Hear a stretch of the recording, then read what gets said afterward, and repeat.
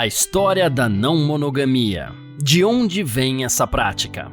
A não monogamia, embora possa parecer uma tendência moderna, tem raízes profundas na história da humanidade. Para entender melhor essa prática, é essencial olhar para o passado e ver como diferentes culturas ao longo do tempo abordaram as relações múltiplas. Em muitas sociedades antigas, a monogamia não era a norma. Na verdade, diversos sistemas de relacionamentos coexistiam, cada um adaptado às necessidades e valores de sua comunidade. Na Mesopotâmia antiga, por exemplo, as práticas poligâmicas eram comuns. Reis e nobres frequentemente tinham várias esposas e concubinas, não apenas como símbolo de status, mas também para fortalecer alianças políticas e garantir a continuidade de sua linhagem. Documentos históricos mostram que essas práticas eram amplamente aceitas e regulamentadas por leis específicas. No Egito Antigo, embora a monogamia fosse a norma para a maioria da população, os faraós e a nobreza frequentemente praticavam a poligamia. Essas relações múltiplas eram vistas como uma forma de demonstrar poder e riqueza. Além disso, as alianças matrimoniais com diferentes famílias nobres ajudavam a manter a estabilidade política e social do reino.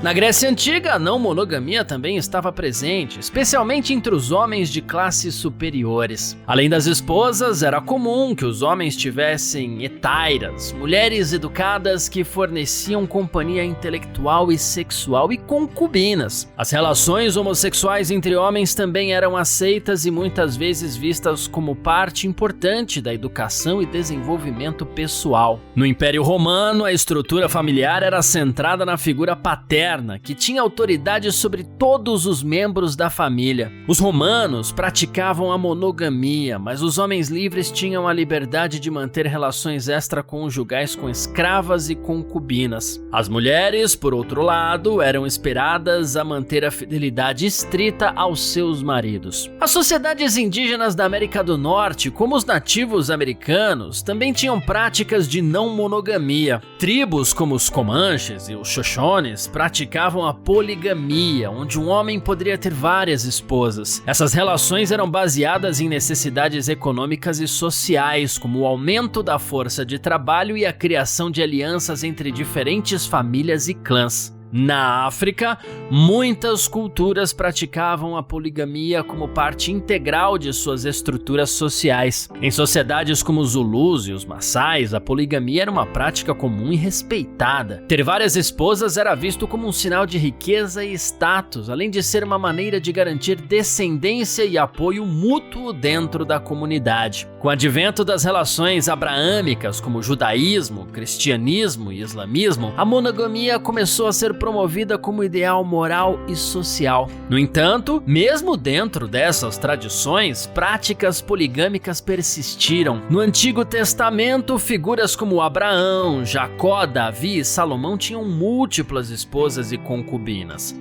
No islamismo, a poligamia é permitida sob condições específicas, sendo um homem autorizado a ter até 4 esposas, desde que possa tratá-las de maneira justa e igualitária. Durante a Idade Média na Europa, a monogamia se consolidou como a norma devido à influência da Igreja Católica. No entanto, a infidelidade e a manutenção de amantes eram práticas comuns entre a nobreza e a realeza. Os casamentos eram frequentemente arranjados por razões políticas e econômicas, e os sentimentos pessoais muitas vezes levavam a relacionamentos extraconjugais. No período do Renascimento, a não monogamia se manifestou de formas mais discretas, especialmente entre as elites culturais e intelectuais. Os homens ricos mantinham amantes e concubinas, enquanto as mulheres muitas vezes tinham que se conformar com os padrões monogâmicos impostos pela sociedade. Avançando para os tempos modernos, a não monogamia começou a ser reavaliada com o surgimento dos movimentos de direitos civis e a revolução sexual nas décadas de 1960